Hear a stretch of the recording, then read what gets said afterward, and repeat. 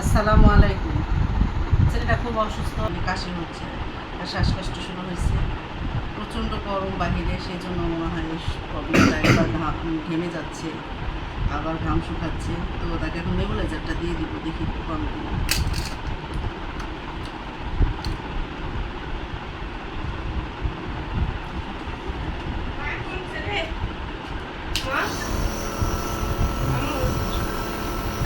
কথা বলবো, মায়ের নেবুলাইজার দিচ্ছে, অনেক অসুস্থ।